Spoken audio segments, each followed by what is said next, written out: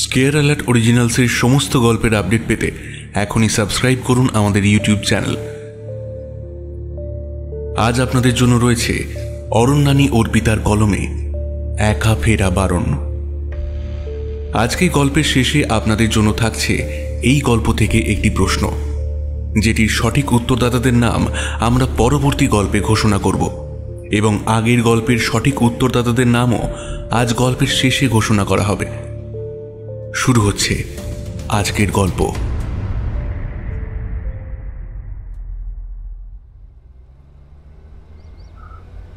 মাঠের শেষে কাঁচা রাস্তার ধারে রোদে ঝলমল করছে ধুলো। সরু ইট বিছানো রাস্তা ধরে মার্সিডিজ গাড়িটা ধীরে ধীরে এগিয়ে আসছে গ্রামের বুক ফুঁড়ে। গাড়ির গায়ে পড়ছে খেজুর গাছের পাতার ছায়া। ছায়াগুলো যেন এক একটা ঢেউয়ের মতো নাচছে গাড়ির শরীরে। চারপাশে দিগন্ত বিস্তৃত ধান ক্ষেত, পাকা ধানের সুবাসে যেন বাতাস ভার। দূরে সোনালি আলোর মতো ঝিলমিল করছে বুনো ঘাসে ঘেরা মাঠ। গাছে গাছে কুজন তুলছে কিছু নাম না জানা পাখি, আর গাছের ফাঁকে কোথাও কোথাও বসে আছে সারস বক। নীল আকাশে ভেসে আছে দু একটা তুলোর মতো মেঘ। এই অপার সৌন্দর্যের রূপ রস চক্ষু দিয়ে যথাসম্ভব পান করতে করতে ডক্টর বিনয় সান্যাল গাড়িটা থামালেন পুরনো আমলের দালান বাড়িটার সামনে। ছাদের ধারে গেঁথে রাখা পুঁথির মতো বর্ণময় কাঁচ এখন রোদে ঝিকিমিকি করছে। পাশ থেকে নেমেছে নীলমণি লতার ঝাড়, দেখলে চোখ জুড়িয়ে যায় বইকি। উঠোনের পাশ দিয়ে গোয়ালঘর যাবার রাস্তা।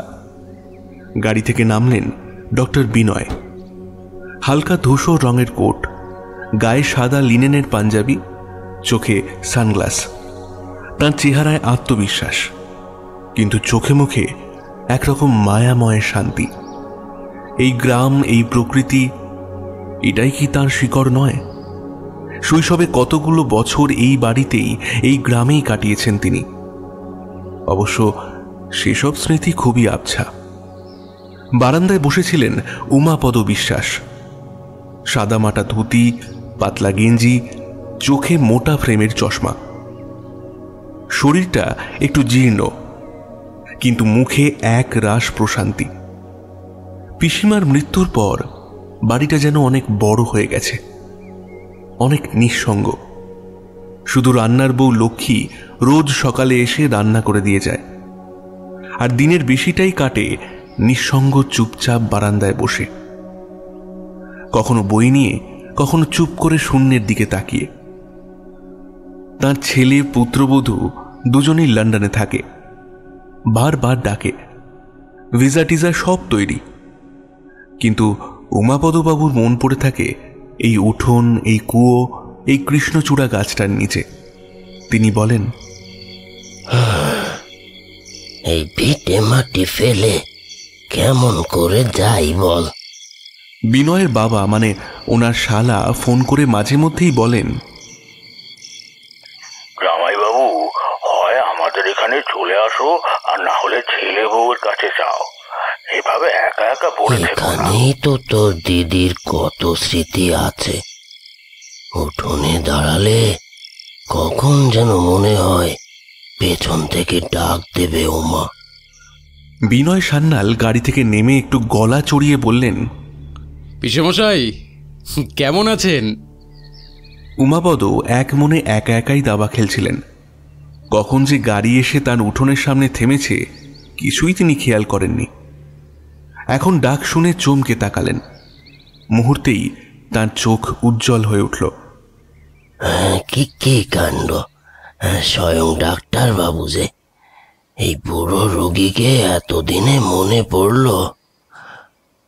ভাবলাম আপনাকে চমকে দিই, তবে চিকিৎসা করতে আসিনি, কিন্তু বরং আমার নিজের জন্য একটি ডাক্তারনি জোগাড় করেছি, সেই খবরটা দিতেই এলাম। বলিস কি রে? হ্যাঁ, তো দারুণ খবর। আয় আয়, বস দেখি। তার নাম কি? তার বাড়ি কোথায়? কলকাতায় বাড়ি। বিয়ে ঠিক হয়েছে, মানে নিজেই ঠিক করেছি আর কি। ডাক্তার বউ, গাইনোকোলজিস্ট, আপনি না এলে পিড়িতে বসা কিন্তু হবে না। হ্যাঁ রে বাবা, বেশ করেছিস।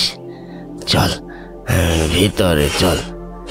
লক্ষ্মী আজ মাছের ঝোল করেছিল, একেবারে টাটকা শিঙ্গি মাছের ঝোল। যা গা হাত পা ধুয়ে আয়, তারপর খেতে খেতে সব বলছি। কুয়োর ঠান্ডা জলে স্নান করে জমিয়ে শিঙি মাছের ঝোল আর ঝিঙে পোস্ত দিয়ে ভাত খেয়ে চাটাইয়ের উপর আধশোয়া হয়ে বসলেন উমাপদবাবু আর ডক্টর বিনয় সান্যাল। বিনয়ের মন এখন ফুরফুরে বললেও বুঝি কম বলা হয়। শৈশবের স্মৃতি থেকে এই বিরাট উঠানটা একেবারে মুছে যায়নি আজও। সেই উঠানেই তালগাছের নারকেল গাছের ছায়াতে চাটাই পেতে দুইজনে গল্পের ঝুড়ি নিয়ে বসেছেন আজ। আকাশে উড়ে যাওয়া পায়রার ঝাঁক দেখতে দেখতে বিনয় বললেন, পিসেমশাই, আমি কিন্তু বুঝতে পারি যে আপনি কেন এখান থেকে যেতে চান না। তাই কেন শুনি? এমনিতে পিসির স্মৃতি আর আপনার বাবা মা, আপনার শৈশব সমস্ত স্মৃতি এই জায়গাতেই তো ঘিরে আছে। সত্যি বলতে শহরে গেলে আপনি হাঁপিয়ে উঠবেন। ওই ছাদে গেলে যা এক টুকরো আকাশ দেখা যায়, আর মায়ের শখে ছাদ বাগান, ওই বড় বড় বিল্ডিংয়ের যাতনায় সূর্যাস্ত সূর্যোদয়টুকু পর্যন্ত দেখতে পাবেন না। এই শান্তি সেখানে পাবেন কোথায়? তবে কি দাদা বৌদির কাছে যদি আপনি যান তাহলে অন্তত আপনার দেখাশোনার কোনো সমস্যা হবে না। শেষ বয়সে আর কেউ আমাকে টানাটানি করো না বাবু। ধনুয়া গোয়াল পরিষ্কার করে দেয়, গরুদের খেয়াল রাখে, দুধ দুইয়ে দেয়, আর ওর বউ লক্ষ্মী আমাকে রান্না বান্না করে দেয়, বাসন মেজে ঘর মুছে দেয়। বিকেলবেলা বন্ধু বান্ধবের সঙ্গে হাঁটাহাঁটি করি, গল্প গুজব করি। আমি এই বেশ ভালো আছি। আর অসুখ বিসুখ করলে তুমি তো আছোই, এই পক্ষী রাস্তায় করে উড়ে চলে আসবে। সত্যি শান্তিতে আছেন, যা খুশি তাই করে চলতে পারেন। লক্ষ্মী রোজকার মতো পান সেজে নিয়ে এসেছিল। বিনয়ের কথা শুনে বলল, শান্তি তো বটেই দাদা বাবু, তবে কিনা পাশের গ্রামে যেনারা থাকেন তাতে সকল সময় আমাগো একটু সতর্ক থাকতে হয় গো। কিছু নিয়ম কানুন মেনে চলতে হয়, নইলে যে বিপদ। থাকে পাশের গ্রামে, আর কি নিয়ম কানুন না মানলে কি বা হবে? সে কি গো, কর্তা মশাই তোমারে বলেননি কো এখনো? কি হয়েছে পিসেমশাই? কারা থাকে পাশের গ্রামে?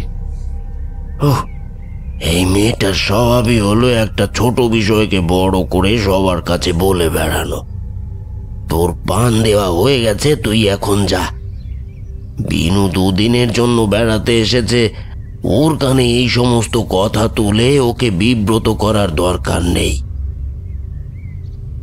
কিন্তু কর্তা বাবু, বলি ঘটনাটা তো কোনো ছোটখাটো কিছু নয়।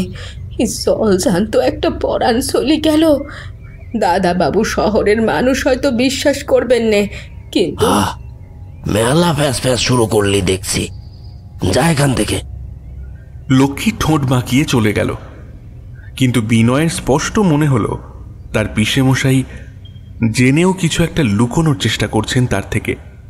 সে আবারও কৌতূহলী হয়ে জিজ্ঞেস করল, কি হয়েছে ঘটনাটা একটু বলুন তো পিসেমশাই, আর আমাকে লুকোচ্ছেনই বা কেন? দেখো বিনু, তুমি তো নাস্তিক মানুষ, তোমার এসব কথা শুনে হাসি পাবে। তবে পাড়া গায়ের লোকজন তো সব কিছুতেই ভূত অথবা ভগবানকেই খুঁজে নেয়। এবার আর কি শুনতে চাইছো?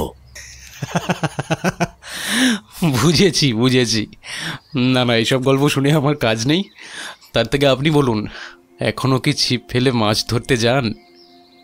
দীর্ঘদিন পর দুইজন মনের সুখে গল্প করতে লাগলেন। তারপর বিকেলের মৃদুমন্দ হাওয়ায় চাটাইয়ের ওপর শুয়েই কখন যে বিনয় সান্যাল ঘুমিয়ে পড়েছেন তা খেয়াল করেননি। অবশেষে পিসেমশাইয়ের ডাকে তার ঘুম যখন ভাঙল, সন্ধে তখন গাঢ় হতে শুরু করেছে। পশ্চিম আকাশে রক্তিম আভা, মাঠ পেরিয়ে হালকা বাতাস আসে, পুরনো আম গাছের পাতাগুলো কাঁপে, পাখিরা কিচিরমিচির করে জায়গা খুঁজে নিচ্ছে রাতের ঘুমের জন্য। দূরে বাঁশঝাড়ে ঝিঁঝির ডাক ভেসে আসে। বিনয় বারান্দায় আরাম কেদারায় উঠে বসে, হাতে ধনুয়া কাকার দেওয়া পকোড়া আর ধোঁয়া ওঠা চা। পাশে উমাপদবাবু। বাড়িটা এখনো একদম একই রকম আছে, একটুও বদলাইনি। অনেকদিন পরে এলাম না। এ বাড়ি বদলাবে কেন রে? মানুষ পাল্টায়, বাড়ি তো একই থাকে। ওর দেওয়ালে তোরা যেভাবে আঁচড় কেটেছিলি ছোটবেলায়, সেগুলো এখনো আছে, জানিস?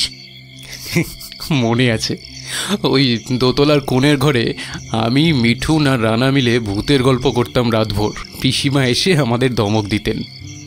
তোর পিসিমা তোদের জন্য কত কিছু বানাতো, কাঁচা আম পাকা আম দিয়ে কত রকমের। পিসেমশাই আবেগতাড়িত হয়ে যাচ্ছেন দেখে বিনয় কথা ঘোরানোর জন্য বলে উঠল, ঠিকই বলেছেন। তা পিসেমশাই, আজকে আর বন্ধুদের সাথে বিকালে হাঁটতে বেড়াতে গেলেন না যে? আমার জন্য বুঝি? উমাপদবাবুর চেহারায় একটা পরিবর্তন এলো। তার মুখের ভাব কেমন যেন অন্যরকম হয়ে গেল বলেই বিনয়ের মনে হলো। তিনি যেন খুব চিন্তিত এবং অন্যমনস্কভাবে বললেন, আসলে পাশের একটা গ্রামে এতদিন পর আবার ওরকম একটা ঘটনা ঘটার পর কেউ কয়েকদিন বিকেলের পর বের হচ্ছে না। আসলে ভয় জিনিসটা এমন, খুব তাড়াতাড়ি ছড়িয়ে পড়ে, বুঝলে? আসলে সবাই ভেবেছিলাম সব বোধহয় ধামাচাপা পড়ে গেছে, কিন্তু না। কি ধামাচাপা পড়ে গেছে? কিসের ভয় আর কি ঘটেছে বলুন তো? উমাপদবাবু যেন সম্বিত ফিরে পেলেন, গলা খাঁকারি দিয়ে বললেন, না, আসলে ওই একটা ছেলে খুন হয়েছে আর কি, তাই সব একটু সন্ত্রস্ত। তুই বিয়ে করেছিস শুনে খুব ভালো লাগলো বিনয়। তা কবে করলি? আগামী মাসের 25-এ ঠিক করেছি পিসেমশাই। তোর পিসি থাকলে আজ খুব খুশি হতো। ঠিক এই সময় ডাক্তার সান্যালের ফোনটা বেজে উঠল। হ্যাঁ বলো, কি ব্যাপার? স্যার, জানি আপনি ছুটি নিয়েছেন, কিন্তু আপনার ওই পেশেন্টের অবস্থা স্যার হঠাৎই ক্রিটিক্যাল হয়ে গেছে। এদিকে ডক্টর সিদ্ধার্থ একটু আগে ফোন করে জানিয়েছেন যে স্যার ওনার একটা অ্যাক্সিডেন্ট হয়েছে, ফলে উনি আসতে পারছেন না। সে কি? তাহলে? স্যার, ভিজিটিং ডক্টর পার্থ জানিয়েছেন যত দ্রুত সম্ভব অপারেশনটা করে ফেলতে হবে। তাই ঠিক আছে, কালকে 11টার মধ্যে আমি ওটিতে পৌঁছে যাব। ডক্টর পার্থকে বলবেন যে সমস্ত ব্যবস্থা করে রাখতে। ওকে? Okay sir. চিন্তিত মুখে ফোনটা রেখে পিসেমশাইয়ের উদ্বিগ্ন মুখের দিকে চেয়ে বিনয় বললেন, পিসেমশাই, আমায় এক্ষুনি বেরিয়ে পড়তে হবে। আমার এক পেশেন্টের অবস্থা ক্রিটিক্যাল, কালকে অপারেশন করতে হবে। কি বলছো? কি করব বলুন, ডাক্তারদের জীবন তো। তবে আমি আপনাকে কথা দিচ্ছি, 2 সপ্তাহের মধ্যে আমি আবারও আসব, আর এসে 2 দিনের থাকা কমপ্লিট করে তবে আমি যাব। কিন্তু উমাপদবাবুর মুখে যে কালো ছায়া নামল তা এতটুকু হালকা না হয়ে বরঞ্চ আরও যেন কালো হয়ে তার বলিরেখাময় মুখে ফুটে উঠল। তিনি বললেন, এত রাতে তোমাকে কিভাবে যেতে দিই আমি? না না, তারপর কোনো অঘটন ঘটলে, না না, সে হয় না। বিনয় কিছুটা অবাক হল। উমাপদবাবুর মুখে ভয়ের ছায়া স্পষ্ট হয়ে ধরা দিয়েছে। বোধহয় পাশের গ্রামের খুনের বিষয়টা নিয়েই তিনি উৎকণ্ঠিত। বিনয় বললেন, আরে আপনি শুধু শুধু চিন্তা করছেন, আমি গাড়ি নিয়ে আছি, এখানকার কোনো ছিঁচকে চোর ডাকাত আমার কিচ্ছু করতে পারবে না। আরও বেশ কিছুক্ষণ সময় লাগলো বিনয়ের উমাপদবাবুর থেকে বিদায় নেবার অনুমতি জোগাড় করতে, কিন্তু বৃদ্ধের মুখের উৎকণ্ঠিত ফ্যাকাশে ভাব এতটুকুও বদলাল না।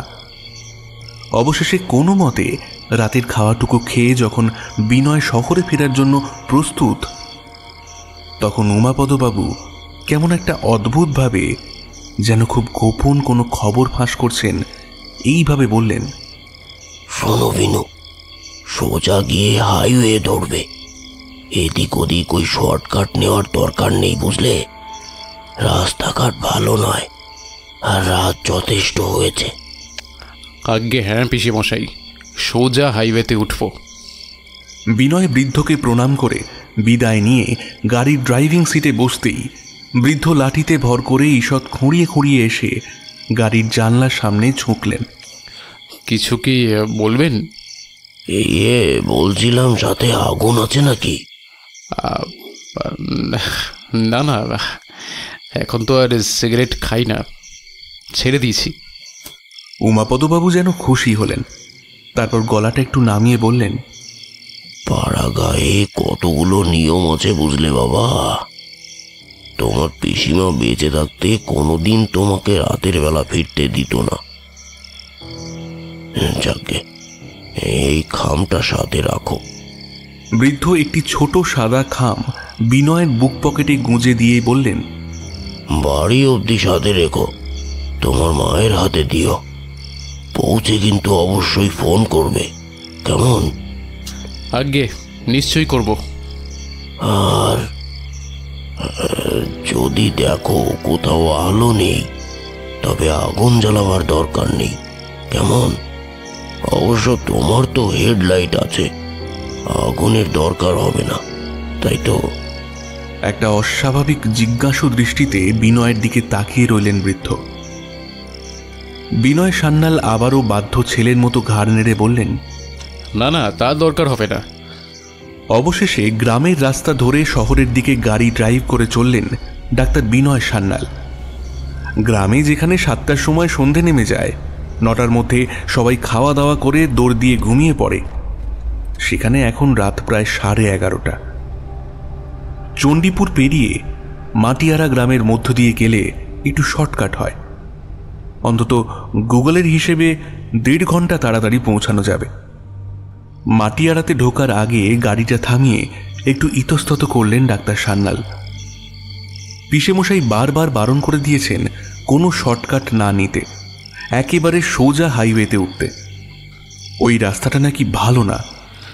না, দিব্যি আলোকিত রাস্তা, উনি বারণ করলেন কেন কে জানে, বেশ চওড়া রাস্তা। ডাক্তার সান্যাল তারপর গাড়ি স্টার্ট দিয়ে মাটিয়ারার পথ ধরলেন। দিব্যি সুন্দর রাস্তা, আলো আছে, গর্ত টর্ত নেই, মাটির বটে কিন্তু চওড়া রাস্তা। এত রাতে স্বাভাবিকভাবেই কেউ কোথাও নেই, কাজেই গাড়ির গতি কিছুটা বাড়িয়ে দিলেন তিনি। মিউজিক সিস্টেমে রবীন্দ্রসঙ্গীত চলছে। নিরুপদ্রবভাবে খানিকক্ষণ চলার পরেই একটু অবাক হলেন ডাক্তারবাবু।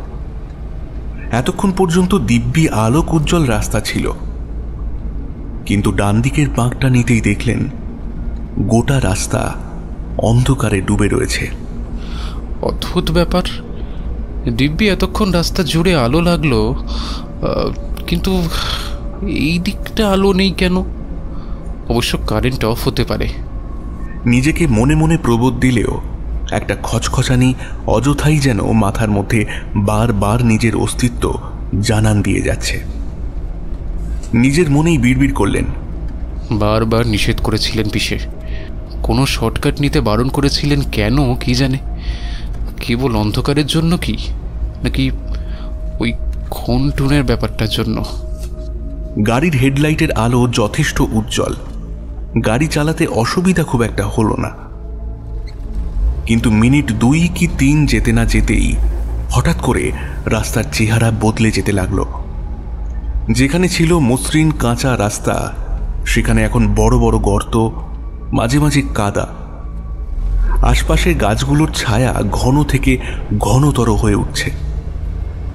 তাল গাছগুলো যেন আগের চেয়ে অনেক উঁচু আর কেমন কুণ্ডলি পাকানো।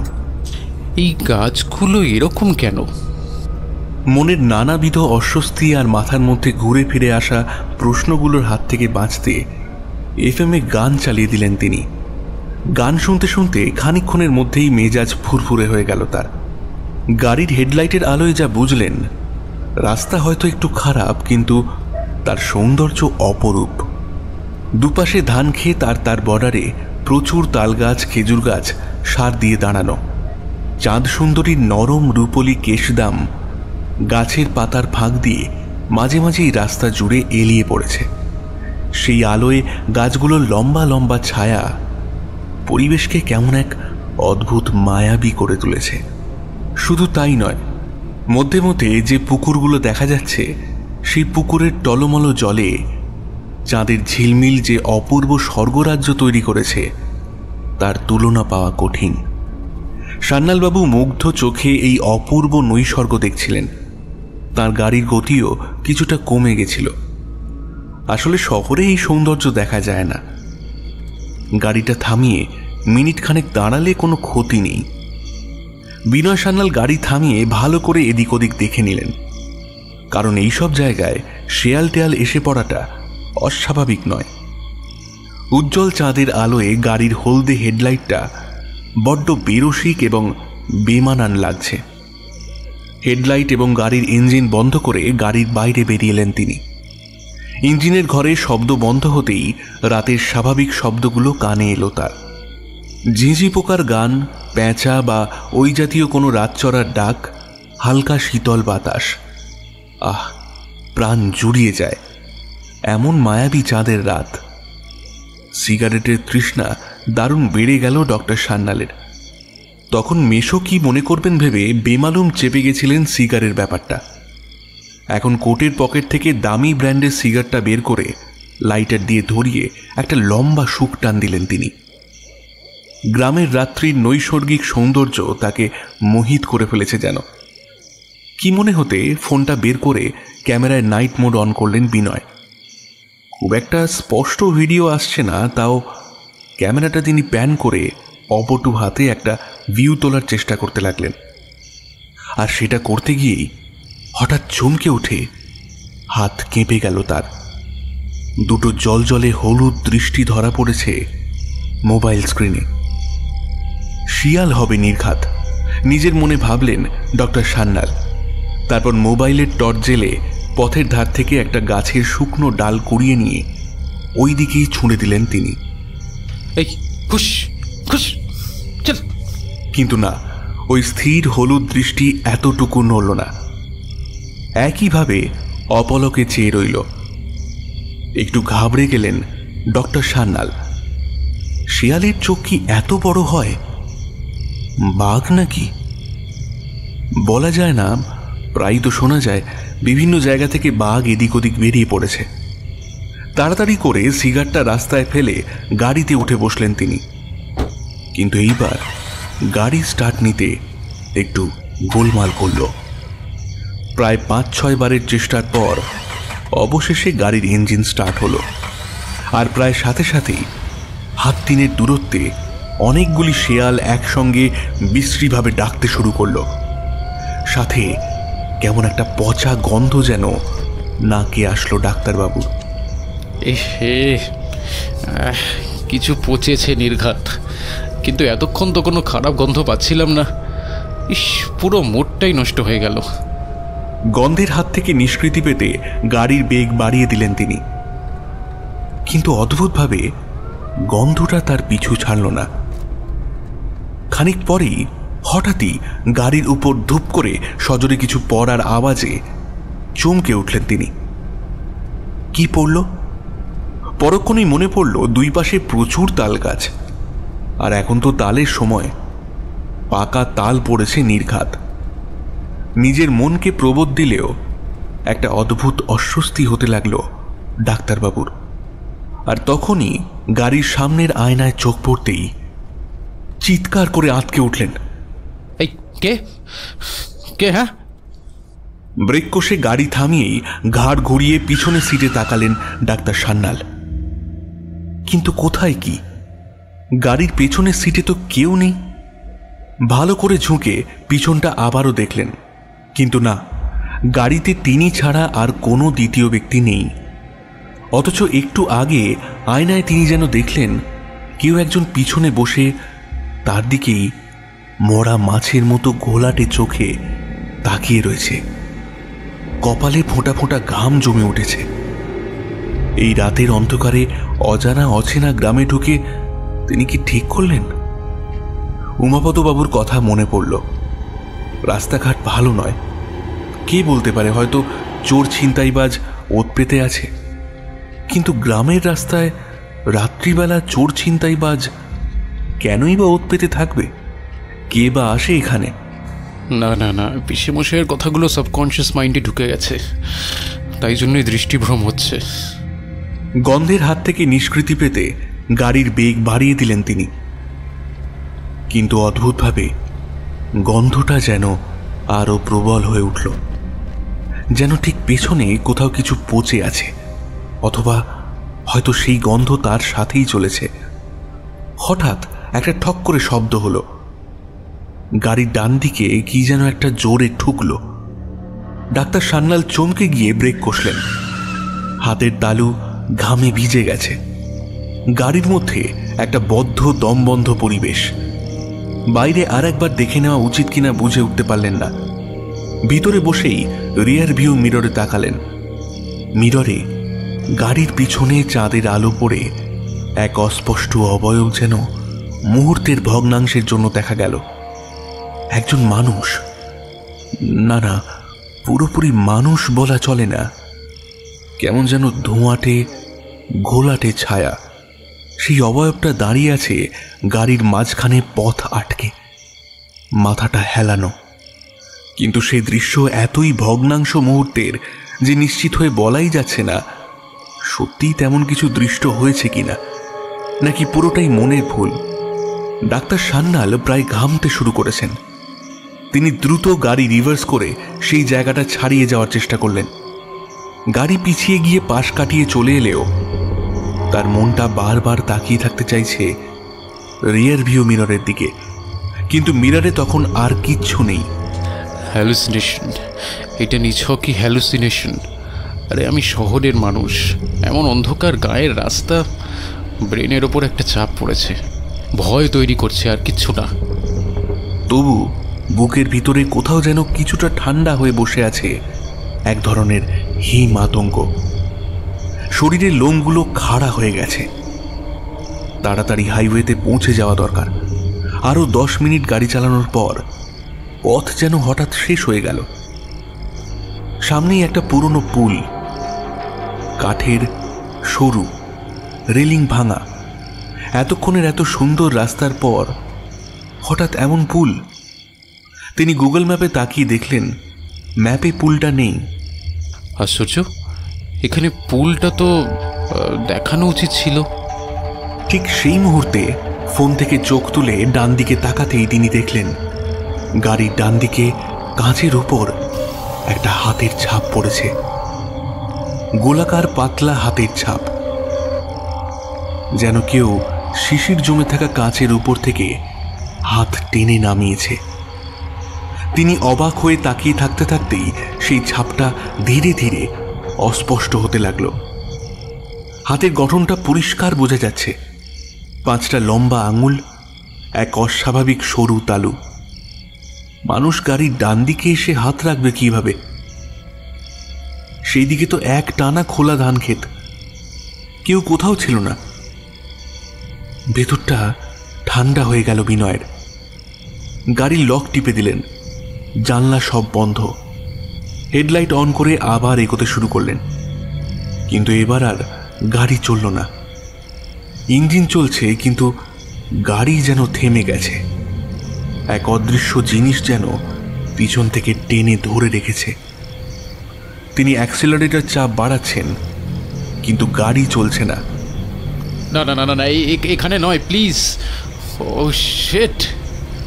একই সঙ্গে বিরক্তি এবং অসহায়তা ঝরে পড়ল তার গলায়। বেশ কয়েকবার গাড়ি স্টার্ট দেওয়ার চেষ্টা করলেন, কিন্তু ইঞ্জিন যেন একটুও সাড়া দিচ্ছে না। আশেপাশে তাকিয়ে দেখলেন কিছুই দেখা যাচ্ছে না, শুধুই ঘন অন্ধকার। গাছের ফাঁক দিয়ে চাঁদের আলো যেন উধাও হয়ে গেছে। গাড়ির ভিতরে চুপচাপ বসে থাকার সিদ্ধান্ত নিলেন তিনি, কিন্তু তারপরেই শুনতে পেলেন গাড়ির ছাদের উপর কে যেন খুটখুট করছে। কান খাড়া করে বোঝার চেষ্টা করলেন ডাক্তার সান্যাল। আর তখনই অদূরেই কোনো গাছের মাথায় শকুন শাবক কেঁদে উঠল। শকুনের বাচ্চার ডাক ঠিক যেন মানব শিশুর হাসির মতো শোনায়। এই অন্ধকারে সেই হাসিতে কেমন যেন একটা আদিম ঠান্ডা লেগে আছে, যা বুক কাঁপিয়ে দেয়। দ্রুত পকেট থেকে ফোনটা বের করলেন তিনি, কিন্তু ফোনে কোনো নেটওয়ার্ক নেই। এমনকি ক্যামেরা চালু করেও কিচ্ছু দেখা যাচ্ছে না, সব শুধু ঝাপসা। এক অজানা ছায়া যেন ফ্রেমে ঢুকেই আবার গলে যাচ্ছে। পাশে রাখা জলের বোতল থেকে ঢকঢক করে জল খেয়ে আবারও গাড়িতে স্টার্ট দিতেই যাবেন, এমন সময় তাকে চমকে দিয়ে প্রায় অন্ধকার ফুঁড়ে একটি রোগা চেহারার লোক বেরিয়ে এলো। একেবারে খোলা জানলার কাছে এসে ঝুঁকে দাঁড়ালো সে। বাবু, বড় রাস্তায় যাচ্ছেন কো? একটা খ্যানখ্যানে গলায় লোকটি জিজ্ঞেস করল। ডক্টর বিনয় সান্যাল ইতস্তত করে মাথা নেড়ে হ্যাঁ বলতেই লোকটি বলল, আমারে একটু পৌঁছে দেবেন দয়া কইরে? গতকাল বিকালে পথের ভুলে এই গায়ে ঢুকে পড়ছি, নয়তো সজ্ঞানে কেউ বিকেলের পরে গাঁ মারায় না কো। সেই থেকেই বের হতে চাইছি, কিন্তু কিছুতেই বের হতে পারছি না কো। একটু নিয়ে যাবেন কথা? খানিকক্ষণ ভাবলেন ডাক্তার সান্যাল। লোকটাকে দেখে নিতান্তই নিরীহ লাগছে বটে, চোখে অসহায়তা স্পষ্ট। তাছাড়া এর যা রোগাবটকা চেহারা, তেমন বুঝলে ভালো করে চেপে ধরলেই এর দম বেরিয়ে যাবে। ডাক্তার বিনয় সান্যালের সুগঠিত লম্বা চওড়া চেহারার কাছে লোকটা নিতান্তই ফিকে। অসহায় মানুষ সাহায্য চাইছে। তাছাড়া সত্যি বলতে এই অন্ধকারে একা একা চলতে ডাক্তারবাবুর কেমন একটা অস্বস্তি হচ্ছে অনেকক্ষণ ধরেই। একটা লোক সাথে থাকলে অস্বস্তিটা কাটবে হয়তো, এই ভেবে গাড়ির দরজা খুলে দিলেন তিনি। লোকটা হাত জড়ো করে পেন্নাম করে গাড়িতে উঠে বসল। কিন্তু মুশকিল হলো যে গাড়ি তো স্টার্টই হচ্ছে না। একটু অপেক্ষা করতে হবে হয়তো, একটু ঠান্ডা হয়ে গেলেই আবার চলতে শুরু করবে। তাতে আমার কোনো অসুবিধা নেই কথা। আপনি বারবার করে দেখতে থাকেন কখন গাড়ি চালু হয়ে যায়। এবার কিন্তু ডাক্তারবাবুকে অবাক করে দিয়ে গাড়ির চাবি ঘোরাতেই ইঞ্জিন চালু হয়ে গেল। খানিকক্ষণ চুপচাপ গাড়ি চালানোর পর ডাক্তার সান্যাল জিজ্ঞেস করলেন, তা নাম কি তোমার? আগে ভজহরি নস্কর, লোকে ভজা বলে ডাকে। আচ্ছা, তো ভজহরি, তোমার থাকা হয় কোথায়? আর ফিরতে পারছো না কেন? লোকজনকে জিজ্ঞাসা করলেই তো তারা পথ দেখিয়ে দেবে। আগে আমি বাসন ফেরি করি বাবু। গত পরশু পাশের ঘাসন্ডিপুর গেছিলাম, এর আগে কোনদিন যাওয়া হয়নি গো। ফেরার পথে যখন ধরলুম বিকেল নামতে গেছে, সাথে ভ্যান ছিল, ভাবলুম বড় মাঠটা পেরিয়েই শর্টকাটে মুকুলতলা পৌঁছে যাবো, সময় কম লাগবে কো। এই ভাবনাই ছিল ভুল। কেন ভুল কেন? হাটে লোকে কয় দিয়েছিল মাঠে শেষে প্রথমে ডান দিকে, পরে বাঁ দিক, ফের শীতলা ডান দিকে, বাঁ দিক হয়ে ডান দিক। আমি মনে করি শীতলা থানের সেই থেকে ডান দিকের রাস্তা ধরছিলুম, যতক্ষণে বুঝছি সন্ধ্যা হয়ে গেছে। তা কি করে বুঝলে? কেউ কি বললো? কে বলবে বাবু, এ গায়ে লোক কই যারা বলবে কো? মানে? এ গায়ে কেউ বাস করে না কথা। আগে সে অনেক বছর আগে বাস করতো, এখন করে না কো। সে কি, কেন? গায়ের বদনাম আছে বাবু। সূর্যাস্তের পরে কখনো কখনো তেনারা জেগে ওঠেন, তাই চাষারা জেলের সব সারা দিন কাম কর্মশাইরা সূর্য ডোবার আগেই যে যার ঘরে চলে যায়। শুধু আমার আর যাওয়া হইল না কো। তেনারা বলতে কারা জেগে ওঠে? আগে তেনারা বাবু, তাদের নাম মুখে নিতে নেই গো। ওহো, ভূত প্রেত নাকি? হ্যাঁ। হাহা করে হেসে উঠলেন বিনয় সান্যাল। লোকটি কিন্তু হাসল না, তার মুখ গম্ভীর হয়ে গেল। একটু ক্ষুণ্ণ স্বরে এসে বলল, হাসি নয় কথা, আমি তো নিজের চক্ষু দিয়ে দেখলুম বটে। কি ভূত দেখলে? কিন্তু কিভাবে? আগে আমি তো ভুল পথে চলেছি কো। আশেপাশে একটাও দোকান বাজার ঘর বাড়ি কিছু না দেখে আমার কেমন সন্দেহ হলো। কি মনে হইতে ভ্যান ঘুরায় নিলুম, ভাবলুম ওই মা শেতলার থানে ফিরে রাস্তা ঠিক করুম। কিন্তু অবাক কাণ্ড, যতই প্যাডেল মারি যতই পথ যাই যেন নতুন রাস্তা। কিছুতেই সেই রাস্তা খান ধরতে পারলাম নেই। যেখান থেকে ঢুকছিলাম সেই জায়গাটায় আর পৌঁছাই না। ওইদিকে আশপাশ অন্ধকার হয়ে আসছে। ভ্যানে তো আর গাড়ির মতো হেডলাইট না কো, ল্যাম্পও ধরানোর একটা ব্যবস্থা আছে। সে মতো ল্যাম্পটা ধরায়ে ফের প্যাডেলে পা দিছি। হঠাৎ আমার পাশেই একসাথে অনেক শিয়াল বিশ্রী ভাবে ডেকে উঠল গো। শিয়ালের ডাক? সে কি তারপরে? আমরা মুকুলতলা গ্রামে নতুন এসি বটে, কিন্তু বাবু আমি গাঁয়ের ছেলে। ক্যানিং পশ্চিমে দয়ালতলা গ্রামের ছেলে আমি। শিয়ালের ডাকে আমাদের ডর লাগে না, কিন্তু আপনারে কি বলুম বাবু, ওই ডাক যেন আমার বুক কাঁপাই দিল। ওই রকম বিশ্রী ডাক আমি কোনো কালে শুনিনি ক। তাড়াহুড়ো করে জোরে জোরে প্যাডেল করতে লাগলুম, কিন্তু অদ্ভুত ঘটনা সমানে ঘটতে লাগলো। একটা বিশ্রী গন্ধ সমানে যেন আমার সাথে সাথে যেতে লাগলো, একেবারে গা গোলানো বিশ্রী গন্ধ। এই এই ঠিক এখন যেমন। ডাক্তার সান্যাল খেয়াল করলেন ভর্তি করে পারফিউম স্প্রে করে দেওয়া সত্ত্বেও ক্রমশ সেই বিশ্রী গন্ধটায় আবার গাড়ির ভেতরটা ভরে উঠছে যেন। সেই মারাত্মক অস্বস্তিটা আবারও ফিরে আসলো ডাক্তার সান্যালের। তার গলা কেমন যেন শুকিয়ে আসছে কোনো এক আশঙ্কায়। তিনি শুকনো গলায় জিজ্ঞেস করলেন, তারপর? আমি তো ভ্যান টানছি, হঠাৎ শুনি ভ্যানের ওপর রাখা বাসনের ওপর বুঝি কেউ এসে পড়ল। 4-5খান বাসন রাস্তার ধারে গড়ে গেল। আমি তাড়াতাড়ি ভ্যান থামায় বাসন তুলতেই যাব, দেখি কি দেখলে? আরে থামলে কেন বলো? দেখি একটা ঢেঙা চেহারার লোক উবু হয়ে আমার ভ্যানের ওপর বসে আছে। চণ্ডীপুর হাট থেকে সস্তায় বড় চিংড়ি ন লম্ফর আবসা আলোর বোধ হলো লোকটা সেই কামলা খানা ঘাঁটছে কো। তেরে গেলাম, মাথা গরম হয়ে গেছে তখন। তেরে গিয়ে বললুম, কি ও কাকা, ফিয়ের মাল পাইছো নাকি? বলতে বলতেই শুনলুম কড়মড় করে চিবানোর শব্দ। তখন রাগের বদলে একটু ঘাবড়েই গেলাম কো। মনে মনে রাম নাম করতে গেছি, এমন সময় লোকটা আমার দিকে ফিরে তাকালো। কর্তা। তারপরে কি হলো? কর্তা, লোকটার শরীরটা যেমন কে তেমন ছিল, শুধু ঘাড় থেকে মাথাটা আমার দিকে ঘুরে গেল। ভাটার মতো চোখ দুখান হলুদ হয়ে জ্বলছে কর্তা। মুখের মধ্যে থেকে একটা চিংড়ির পা আর নেজা বেড়ায় আছে। লোকটা চিংড়িকে গিলে লম্বা কালো জিভ গুলে নিজের ঠোঁট চিটে নিল। এক লাফিয়ে আমার সামনে চলে এলো। দারুণ ভয় আমার তখন চিৎকার করতে ইচ্ছা করছে, কিন্তু ক্ষমতা আর নাই গো। আমি কেবল কাঠ পুতুলের মতো দাঁড়ায় রইলাম আর তার দিকে চেয়ে রইলাম। লোকটা ধীরে ধীরে আমার দিকে এগোচ্ছে। আশেপাশে না তাকিয়েও বুঝলাম আরো কয়েকজনা চারিপাশ থেকে আমার দিকে এগিয়ে আসছে গো। গলায় প্রথম লোকটা বলে উঠল, একটু আগুন দিয়ে যাও না কর্তা, একটু আগুন। আশপাশ থেকে আরো কতকগুলো ক্ষণে গলা বলতে লাগলো ওই এক কথা, একটু আগুন দে না রে, একটু আগুন দিয়ে যা। ডাক্তার সান্যাল ঢোক গিললেন। তার হাত পা কেমন যেন অসাড় হয়ে আসছে।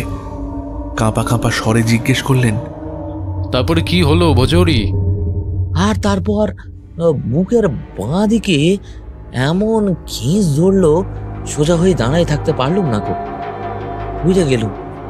আর ওই লোকখান একটা কান ইঁটো করা হাসি হাসতে লাগলো। ঠিক ওই রকম কথা, ঠিক ওই রকম। ভজহরি আতঙ্কিত মুখে কাঁপা কাঁপা হাতে গাড়ির ড্রাইভিং সিটের পাশের, অর্থাৎ যেদিকে ডাক্তার সান্যাল বসে আছেন সেদিকে জানলার দিকে আঙুল তুলল। একটা অদ্ভুত হিমশীতল অনুভূতি শিরদাঁড়া বেয়ে নেমে গেল ডাক্তার সান্যালের। চরম আতঙ্ক নিয়ে নিজের ডান দিকে ঘাড় ঘুরিয়ে দেখলেন তার গাড়ির ছাদ থেকে একটা মুখ উল্টো হয়ে ঝুলে রয়েছে। ভাঁটার মতো সে চোখে কোনো মনি নেই, পুরোটাই সাদা। গালের একপাশে কোনো মাংস নেই, সেখান থেকে চোয়ালে সাদা হাড় আর দাঁত উঁকি মারছে। ডাক্তারি পড়ার সময় বহুবার সব ব্যবচ্ছেদ করতে হয়েছে। অপারেশনের সময়ও রক্তমাংস হাড় দেখে অভ্যাস আছে ডাক্তারদের, কিন্তু তারা কেউ এভাবে গাড়ির ছাদ থেকে ঝুলে জানলা দিয়ে মুখ বাড়ায়নি। ডাক্তার বিনয় সান্যালের মুখ দিয়ে আতঙ্কের চিৎকার বেরিয়ে এলো, কিন্তু তিনি গাড়ি চালানো থামালেন না, বরং গাড়ির কাঁচটা দ্রুত তুলে দিলেন আর হাই স্পিড তুলে এমনভাবে গাড়ি চালাতে লাগলেন যাতে গাড়ির উপরে থাকা ওটা পড়ে যায়। কিন্তু অদ্ভুতভাবে টিকটিকির মতো গাড়ির জানলার কাছে আকর্ণ বিস্তৃত হাসি নিয়ে আটকে রইল মুখটা। ভজহরি, তোমার দিকে কাঁচটা তুলে দাও। বলতে বলতে ভজহরির দিকে তাকিয়ে আরেক প্রস্ত চমকে উঠলেন ডাক্তার। ভজহরির মুখ আতঙ্কে ফ্যাকাশে হয়ে গিয়েছে, কিন্তু চমকে ওঠার কারণ সেটা নয়। ভজহরির চেহারাটা কেমন যেন আবছা হয়ে যাচ্ছে। ডাক্তার সান্যাল ভজহরির শরীরের মধ্যে দিয়ে দেখতে পাচ্ছেন গাড়ির সিটটাকে। ভজহরি ক্ষণক্ষণে গলায় বলতে লাগলো, আমি চললাম বাবু, কি ভয়ানক! রাম রাম রাম রাম রাম রাম রাম, আমার খুব ভয় করছে বাবু। আমি চললুম, আমি চললুম। রাম রাম রাম রাম রাম রাম রাম, আমার খুব ভয় করছে কথা, আমার খুব ভয় করছে।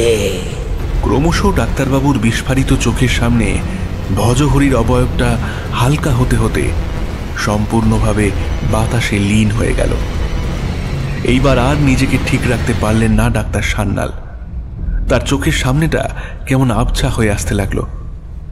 চেতনা সম্পূর্ণভাবে হারানোর আগে তিনি দেখলেন তার গাড়ির সামনে এবং দুই পাশে অনেকগুলি জীর্ণ লিকলিকে কালো বিকৃত বিভৎস অবয়ব, হলদে চোখ আর বাঁকা নখর নিয়ে টিকটিকির মতো তার গাড়ি বেয়ে উঠে আসছে। সবাই একটাই কথা বলছে, একটু আগুনটা দিয়ে যান কর্তা, একটু আগুন, আমাকে একটু আগুন লাগবে কর্তা, আগুনটা কই কর্তা? জ্ঞান ফিরতেই একটা গোঙানির মতো আওয়াজ করে ধরফর করে উঠে বসলেন ডক্টর বিনয় সান্যাল। কিন্তু এ কি? পিসে মশাইয়ের বাড়ির বিছানায় তিনি কি করে এলেন? শরীরটা এখন কেমন বুঝছো বিনু? ভয় নেই, তারা এখানে নেই। তাছাড়া দিনের বেলা এখন। মাথায় অসহ্য যন্ত্রণা নিয়েও বালিশে ভর দিয়ে উঠে বসলেন বিনয়। তার চেহারা থেকে আতঙ্কের রেশ তখনও কাটেনি। তিনি জিজ্ঞেস করলেন, আমি এখানে মানে মানে কি করে? বলছি কাঠের চেয়ারটা টেনে নিয়ে বসলেন উমাপদবাবু। এই জন্যই বারণ করেছিলাম বারবার, আগুন ছিল না, শর্টকাট নিও না। শুনলে না আমার কথা। ভাগ্যিস মা দুর্গার বসন খণ্ডখানি খামে ভরে তোমার বুক পকেটে দিয়ে দিয়েছিলাম। মায়ের করুণায় এ যাত্রা বেঁচে গেলে। ওরা তোমাকে স্পর্শ করতেও পারেনি। ওরা কারা পিসেমশাই? আমি তো কিছুতেই বুঝতে পারছি না। আগুন আমি কোথায় জ্বালালাম? সে তো ভজা জ্বালিয়েছিল। আর আগুন জ্বালালেই বা কি? তাহলে লাইটার দিয়ে কি করেছিলে? ও হ্যাঁ, মানে একবার জাস্ট একটা সিগারেট আর কি। ওই না, এই মাসে আর খাইনি তেমন, বিশ্বাস করুন। ওই জাস্ট একবার জ্বালানোতেই যা হবার হয়ে গিয়েছে। আর ওই ভজাটাকে? আগে পুরো নাম বলেছিল, ভজহরি, বাসন বিক্রি করে। ওহো, ওই ছোকরা বেচারা বেঘরে মারা পড়ল। আতঙ্কে হার্ট ফেল করে ডেড। মোটে 2 দিন আগের কথা। সকালে চাষিরা খেতে যাবার পথে বডিটা পায়। মানে? তুমি তার দেখা পেয়েছ? মানে ওই ছেলেটির আত্মাও আটকে পড়লো ওই অভিশপ্ত গায়ে। একটু খুলে বলুন তো। মাথায় আমার দুশ্চিন্তা প্রথম থেকেই ছিল, কারণ ভজহরির ঘটনাটা 2 দিন আগেই ঘটেছে কিনা। তখন তোমাকে বললে তুমি বিশ্বাস করতে না, তাই বলিনি। চিন্তায় রাতে ঘুম আসছিল না। রাত প্রায় 3:30 সময় তোমার মোবাইলে ফোন করি। হিসেব মতো ততক্ষণে তোমার কলকাতা পৌঁছে যাবার কথা, কিন্তু তুমি ফোন ধরো না। প্রায় 6-7 বার ফোন করার পরে তোমার মায়ের ফোনে ফোন করলাম, বুঝলাম তুমি বাড়ি পৌঁছাওনি। অতএব নির্ঘাত কোনো সমস্যায় পড়েছ। তখন সূর্যের আলো সবে ফুটেছে, চাষিরা ক্ষেতের উদ্দেশ্যে বেরিয়েছে। ওদেরকে নিয়ে রওনা দিলাম মাটিয়ারার উদ্দেশ্যে। প্রায় ঘন্টাখানেক পথ ম্যাজিক ভ্যানে করে যাওয়ার পরে তোমার গাড়িটাকে দেখতে পেলাম একটা তাল গাছের গোড়ায়। তাড়াতাড়ি করে গিয়ে দরজা খুলে দেখি তুমি অজ্ঞান হয়ে পড়ে রয়েছ। তারপর তোমাকে এখানে নিয়ে এলাম। ঈশ্বরের কৃপায় তোমার আর কোনো ভয় নেই। আপনাকে ধন্যবাদ জানিয়ে ছোট করব না পিসেমশাই, কিন্তু কাল যা যা হয়েছিল সেগুলো কেন হয়েছিল বলুন তো? বড্ড জানতে ইচ্ছে করে। তা তো করবেই। বেশ, শোনো তবে। আজ থেকে প্রায় 100 বছর আগেকার কথা। তখন এই গ্রাম ছিল না, ছিল শুধু মাটিয়ারা গ্রাম। তখন অবশ্য নাম ছিল চাঁপাতলা গা। 50 ঘর মতো মানুষ খেতি করে মাছ চাষ করে দিব্য চলছিল। হঠাৎই অভিশাপের মতো প্লেগ লাগলো গায়ে। বাচ্চা মেয়ে মানুষ বেটা ছেলে কেউই বাদ গেল না, মড়ক লাগলো গায়ে। তখন কি আর এত যানবাহন, রাস্তাঘাট, ঔষধ ডাক্তার ছিল? কিচ্ছুটি ছিল না। কবিরাজের জড়িবুটিতে কিছুই কাজ হলো না। এখানে ওখানে মরা লাশ পড়ে থাকলো। প্রথম প্রথম পরিবারের লোক দাহ করত, কিন্তু ক্রমশ গা ছেড়ে পালাতে লাগলো লোকে। দাহ করবার মতো লোক পাওয়া গেল না। ও মরা ছবে কে? যারা পালাতে পারল না পড়ে থাকলো। কিছুকালের মধ্যেই তাদের জীবনের ইতি ঘটল। জোরে হাওয়া দিলে মরা পচার গন্ধ ভেসে যেত দূর গায়ে।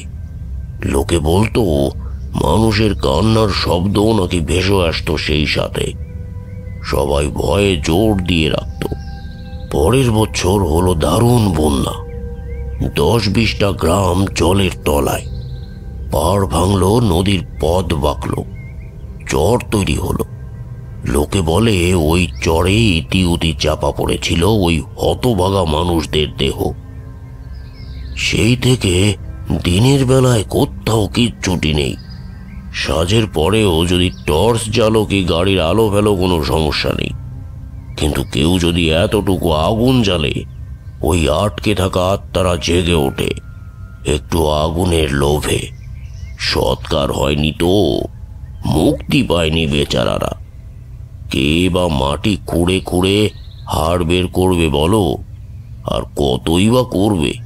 তাই সাজের পর কেউ ওদিকে মারায় না। ওদিক পানে ট্রান্সফরমারের আলোও নেই। কি দরকার তেনাদের বিরক্ত করে? থাক, তারা তাদের মতো। উঠে যেতে গিয়েও আবার ঘুরে তাকালেন উমাপতবাবু। ও, ভালো কথা। তোমার হসপিটাল থেকে ফোন এসেছিল। বলল তোমাকে আজ না ফিরলেও চলবে, কারণ ডক্টর সিদ্ধার্থ বলে একজন নাকি হাসপাতালে পৌঁছে গেছেন। আর তোমার ওই লাইটারখানা আমি ওখানেই ফেলে এসেছি। তেনাদের লোভ গেছে যখন, তখন আর রেখে লাভ নেই। তাই এখন তুমি একটু ঘুমিয়ে নাও, আমি তোমার দুপুরের খাবার ব্যবস্থা করি।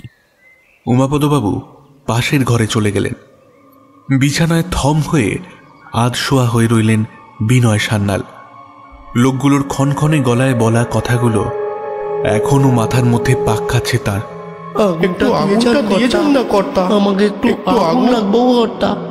তারপরে আর একটা কথা মনে পড়ায় তিনি রীতিমতো নড়ে চড়ে সোজা হয়ে উঠে বসলেন। পৃথিবীর অষ্টম আশ্চর্য তার দেখা হয়ে গেছে। গত রাতে খুন হয়ে যাওয়া ভজহরির ভূত তারই পাশে বসে পরপর 3 বার রাম নাম করেছে। রাম রাম রাম রাম রাম রাম রাম। আমার খুব ভয় করছে কথা, আমার খুব ভয় করছে।